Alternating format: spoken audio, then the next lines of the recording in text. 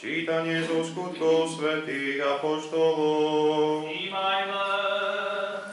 Milý Teofil, v prvej knihe som rozprával o všetkom, čo Ježiš robil a učil od začiatku až do dňa, keď dal skrze Svätého Ducha príkazy apoštolov, ktorých si vyvolil a vzatý bol do neba.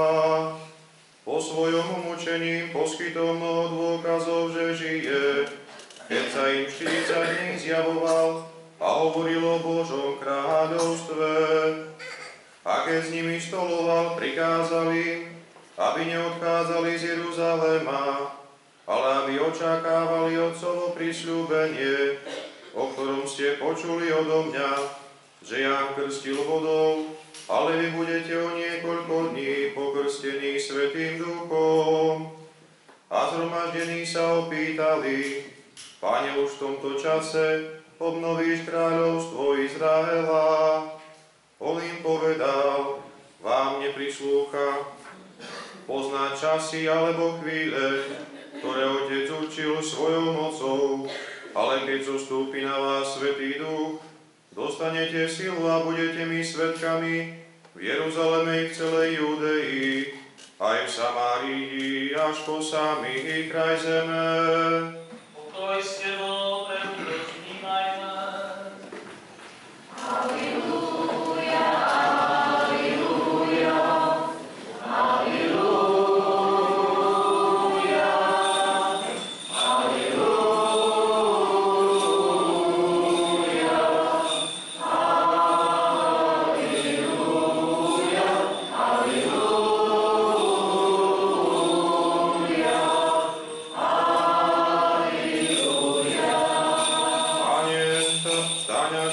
sa nad Sionom.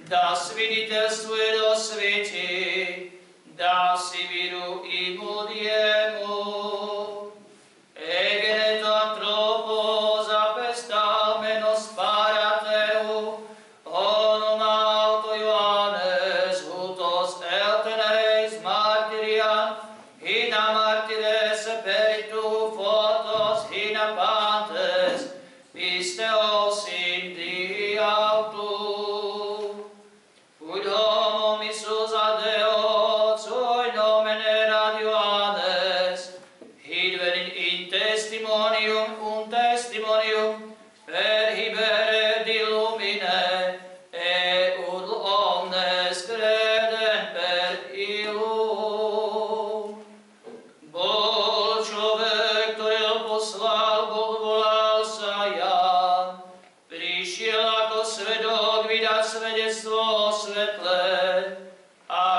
skrze neho všetci uverili.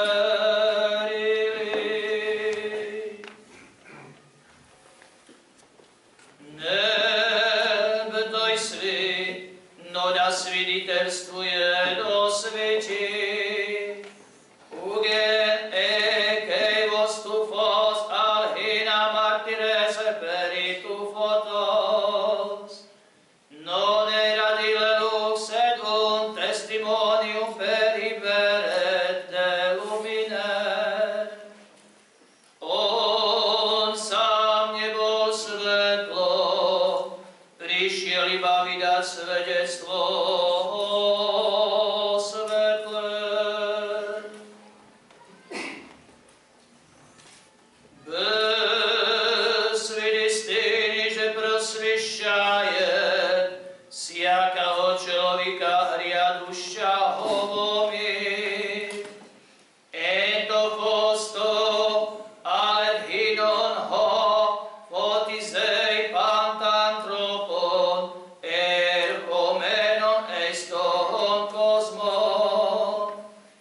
Erat lux vera quale illuminat omnem hominem, venientem in mundum.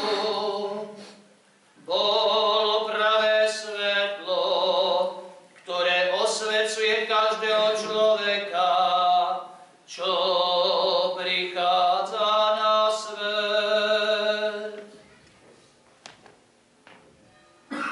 Mír tím si mír jeho nepozná, vo svoja príde i svojho neprijaša.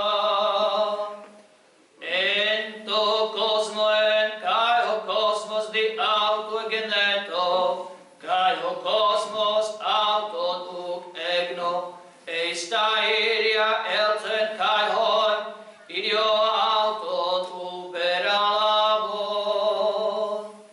Un mundo erat et mundus per ipsum factum est, et mundus eum non, cogno vidit propria venit et sui eum non receperum.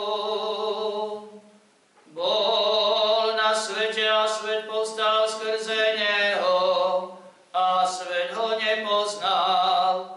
Prišiel do svojho vlastného a vlastní ho neprijali. Jelice, že prijáša jeho, dali im oblasť šádom Božím byti, virujúši vo imia jeho, i ženy odkrovení od pochody plotský ani od pochody mužeský no od Boha rodiša sia. Osoide elabon auton edoken autois exusian techmateu genestai tois pisteus ineisto onom autu, hoi uk ek haimaton udek telamatos sarkos, ude et telamatos anglos el ekteu egentesan.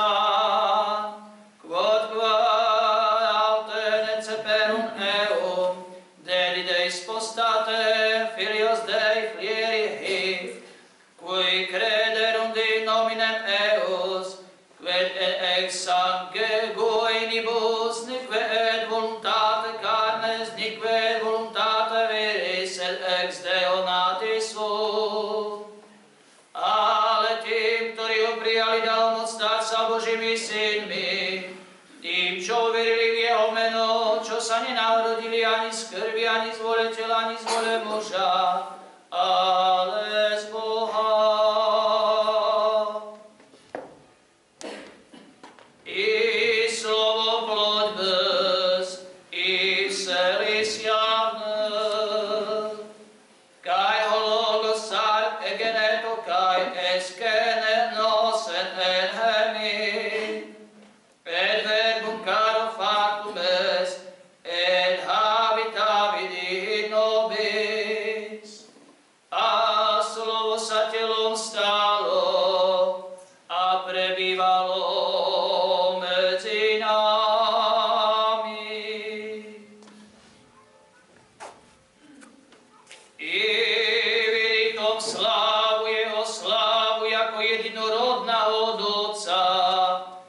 исполнь благодати истины. Кает саме татен доксан авту, доксан хос моногенус para patros, pleren caritos car alet heas. Et vidimus gloriam eus gloriam quasi unigenite Patre, plenum gratiae et veritatis. A my sme uvideli jeho slávu, slávu ako má jednorodený od Otca, plný milosti a pravdy. Joán sviditeľstvuje do nebi vozva hlahoľa, sebe ložeríky, že po mni hriadej predo mnoju bez, jako pervieme nebe. Johannes martyrej perialtu kaj, ke kragen legon utozen hon, ej pon hopisom uerchomenos, e prosten mu, gegonen hoti prostos muer. Johannes testimonium per hivediem suet clamadicens viderat quam dixiquent pos me venturus et ante me factus est quia prior me era. Ján o ňom vydal svedectva, volal, toto je ten, o ktorom som hovoril. Ten, čo príde po mne, je predo mnou, lebo bol prv ako ja.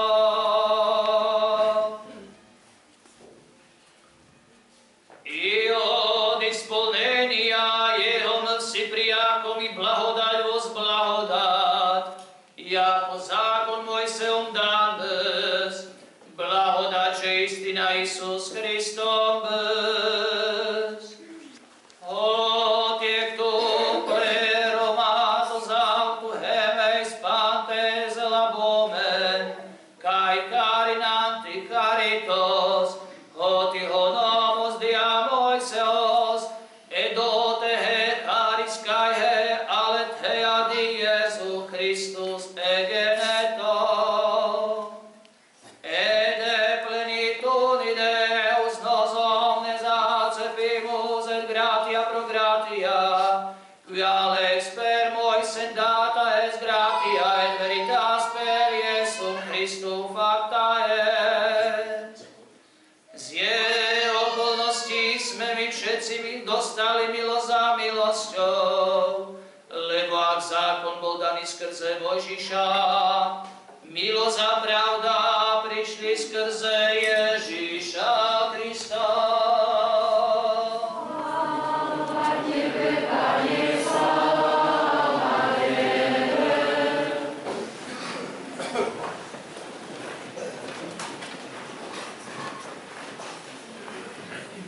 Všetkých vás dnešne pozdravím so sviatkami Veľkej noci, sviatky Paschy.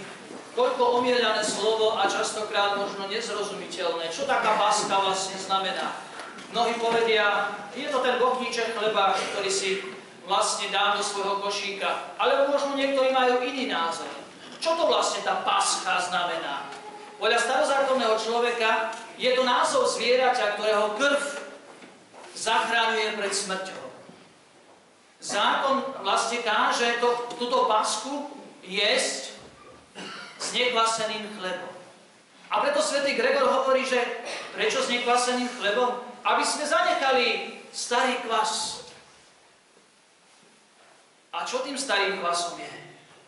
S tým starým kvasom je každý hriech, ktorý ja pácham. Každý hriech, do ktorého sa ja možno nanovo a nanovo vždy obliekam. Či dobrovoľne, či nedobrovoľne. A tak aj dnes skriesený Pán Ježiš Kristus, naša Paska, je vlastne tým samotným baránkom, ktorý sa dáva za spásu tohto sveta. Jeho krv nás zachráňuje. Ale ako hovorí svätý Gregor ďalej, ale aj napriek tomu že sme naozaj vyšli z tohto kúpeľa znovuzrodenia, vo Svetom krste sme vstali z mŕtvych, predsa ešte mnohí túžia za tým starým kvasom. Preto sa ešte mnohí vrácajú k tomu starému kvasu. Ako si ich to ťahá? Nerozumiem tomu. Ako je to možné? Že sa znovu podvoľujú tým krutým tyranom a vládcom. A kto je ten krutý tyran a vládca? To je to, čo ma spútava. To je to, čo ma ničí. To, čo ma oddiaľuje od môjho brata. A preto dnes v slovách pásky znie: druh druha objímajme, bratmi sa nazývajme, pre Kristovo vzkriesenie odpustme nepriateľov. A iba vtedy môžeme víťazoslávne zaspievať: skutočne stál Pán z mŕtvych. Nie je dôvod, aby sme sa vracali k starému kvasu. Nie je dôvod, aby sme sa zapodievali svojou minulosťou. Lebo to všetko bolo prikryté milosrdenstvom Ježiša Krista vo vzkriesení. Boli sme kúpení jeho krvou a vykúpení jeho krvou. Preto máme právo na večný život. Sme Božími deťmi. A to nám nik nemôže zobrať. Do jednej farnosti mal prísť nový kňaz. A tak týždeň predtým sa prezriekol za bezdomovca a prechádzal dedinou. Išiel do chrámu. Sotva kto ho pozdraví. Chcel vojsť dnu a sadnúť si na miesto. Ale zbožní kresťania mu povedali: ty tu nemáš miesto. Smrdíš, zapácháš, ty tu nechodíš, čo tu chceš? Cítil nepriateľ. Ale prišla tá nedeľa, kedy mal byť uvedený do úradu. Všetci ľudia v chráme čakajú. Otvoria sa dvere chrámu a zozadu prichádza kňaz v rúchu bezdomovca. Príde k prestolu, otvorí evanjelium a začne čítať.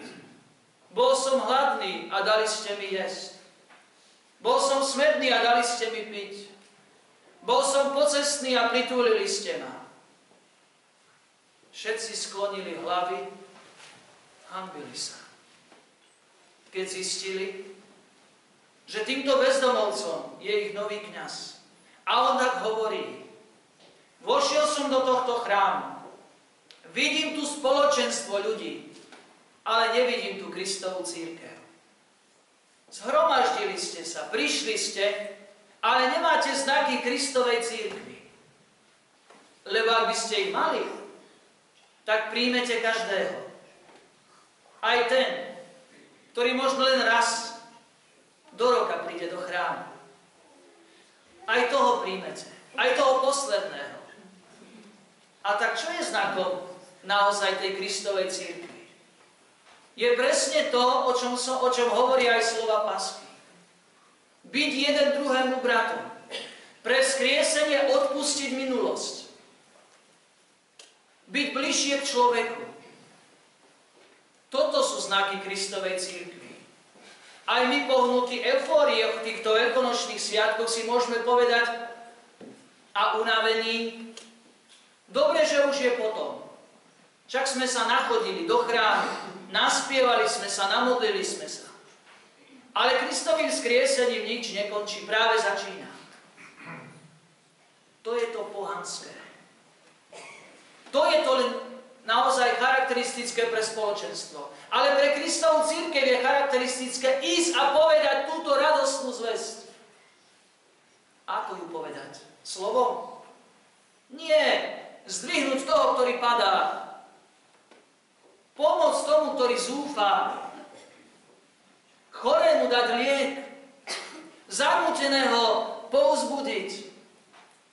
Pláčuceho potešiť.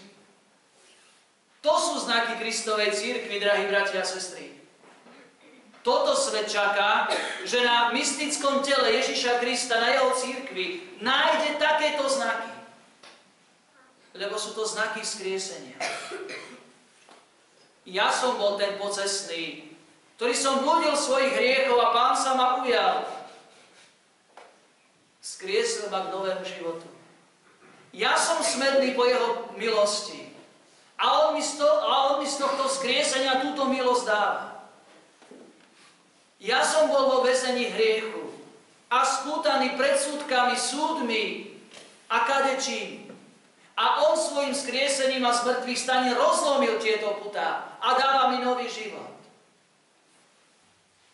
Drahí bratia a sestry, toto je oslávený Kristus. Toto je skriesený Kristus, ktorý má byť naozaj veľmi identický, ohlásený cez náš osobný život. Preto aj kňaz, ktorý prišiel do farnosti, nakoniec povedal iba toľko. Pozrite, veľká je žatva. Je ešte na čom pracovať. Lebo ste len spoločenstvo, ale nie ste ešte Kristova cirkev. A pozdravil sa a povedali, dovidenia na budúcu nedeľu. Drahí bratia a sestry, a ja vám z tohto miesta, všetkým vám, chorým, známym, ktorí nemohli prísť do tohto spoločenstva, želám naozaj túto radosť. Túto radosť nám nemôže nik zobrať, lebo je to naozaj radosť nad radosti. Takúto radosť človek nemôže dať. Kto ti môže povedať, odpúšťajú sa ti hriechy? Kto ti môže povedať, že tvoja milosť je prikrytá Kristovým milosrdenstvom? Toto človek ti nemôže povedať. Toto môže povedať Boh. Preto sa tešme. Naozaj buďme bratmi a sestrami. Bez akýchkoľvek predsudkov. Príjmime každého, nepohrdajúc, že prišiel možno v neskorej hodine. A my sme už zavčasu prišli. Ale práve naopak. Prijímajú a tešiať sa. Áno, tento brat blúdil, ale našiel naozaj čas, aby prišiel ku Kristovi a tešil sa s nami spolu so jeho skriesenia. Drahí bratia a sestry, nič iné ako naozaj srdce plné života môže premôcť tento svet. A Ježiš naše srdce svojim skriesením naplnil. Preto rozíďme sa aj po dnešnej svätej liturgii a kedykoľvek do sveta a povedzte, aký veľký je Boh, aké veľké veci koná v našom živote. Kristus voskresil. Rozležme si celé čas, celé svoje mysle, volajme. Amen. Zmiluj sa. Pane, vládca, Bože našich otcov, prosíme ťa, vypočuj nás a zmiluj sa. Amen. Zmiluj sa. Zmiluj sa, Bože, nad nami pre svoje veľké milosrdenstvo. Prosíme ťa, vypočuj nás a zmiluj sa. Amen. Zmiluj sa.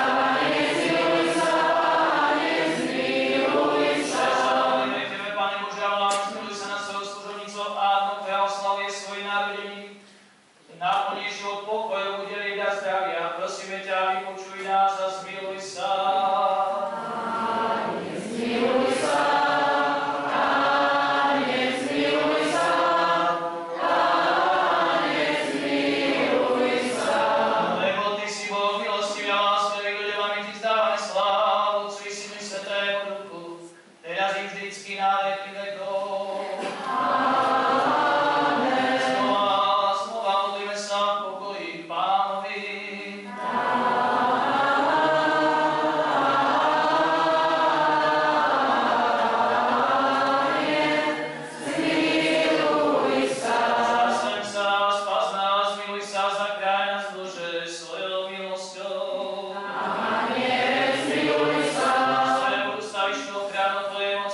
Slava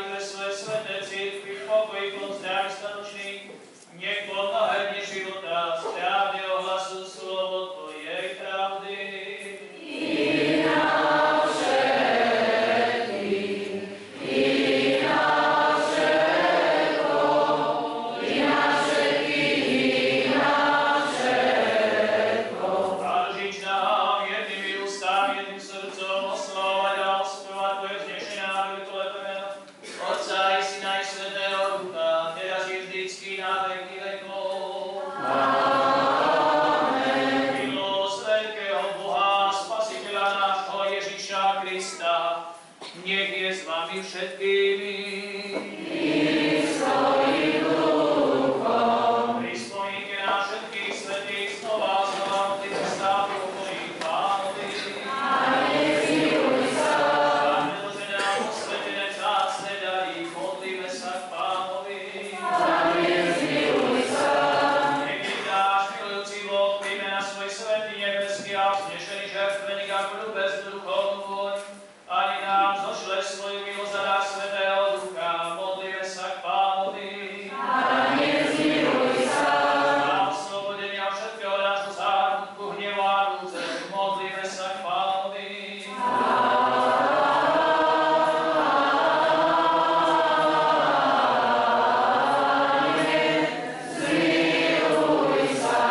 Zastaň sa, spas nás, miluj sa, zachráň nás, Bože, svojou milosťou.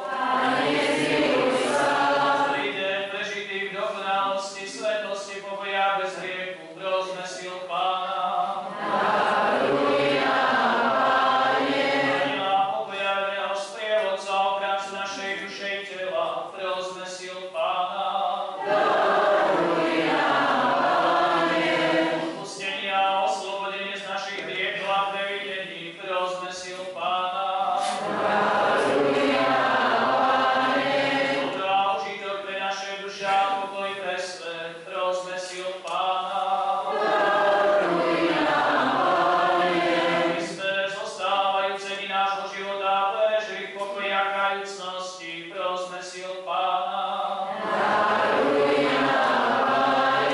Plné kresťanské dovršenie nášho života, bez bolesti a zahambenia, dobrú odpoveď na Kristom Kristov súde, prosme si od Pána.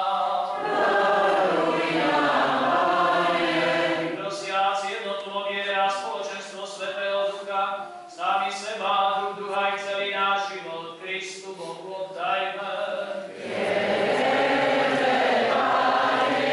I spodobí nás, Vladyko, sodeznovený jemného súždenosť, ty prizýváti tebe nebesná, Boha Otca i blaholatý.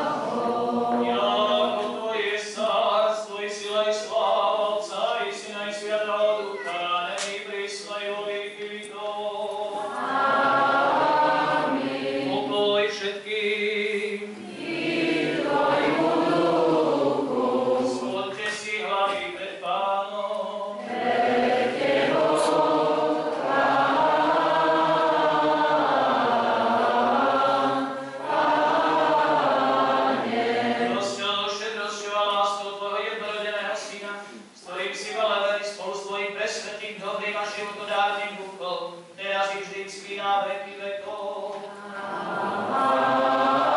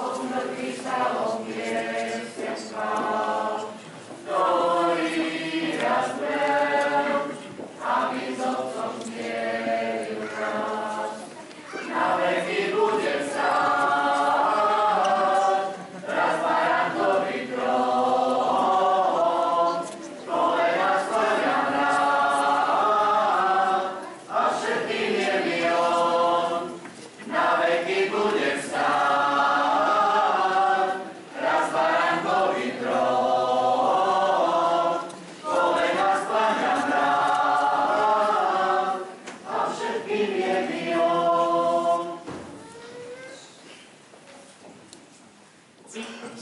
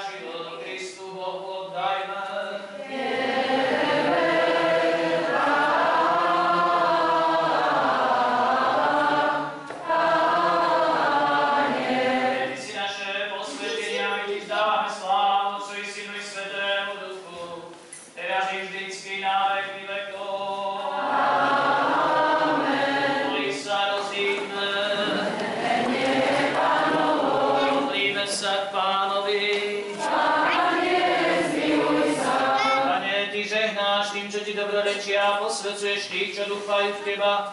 Spás svoj ľud a žehnaj svoje dedičstvo, chráň plnosť Tvojej cirkvi, posvedcuj tých, čo milujú krásu Tvojho domu. Oslávi svojho boskovho moc a neopúšťaj nás, Teba dúfajúci. Daruj pokoj svetu svojim cirkvám, kňazom našim svetským predstaveným všetkému svojmu ľudu.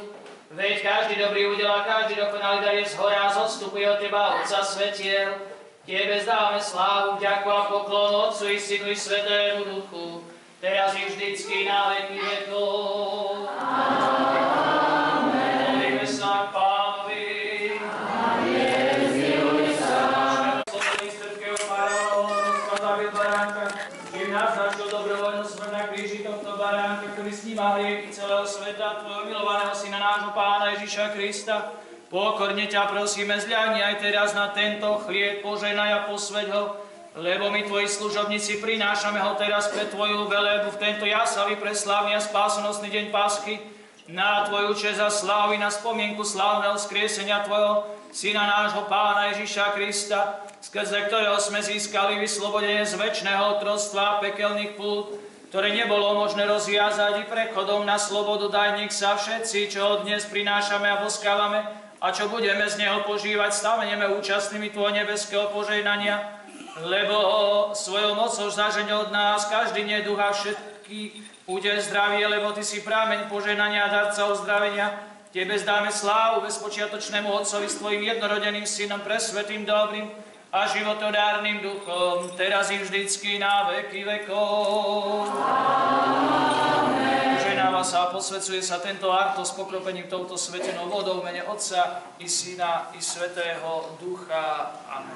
Pánov, nech je na vás jeho milosťou a láskou, teraz i vždycky na veky vekov.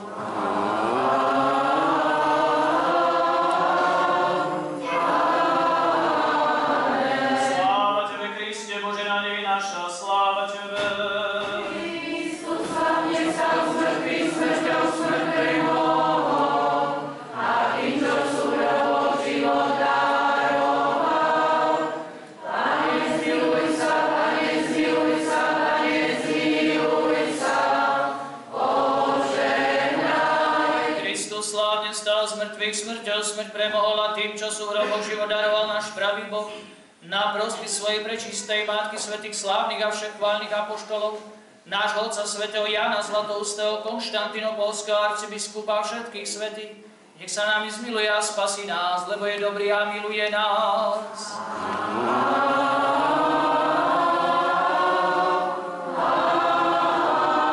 Amen. Kristus voskrese. Voistinu voskrese. Kristus voskrese. Voistinu voskrese. Kristus voskrese. Voistinu voskrese.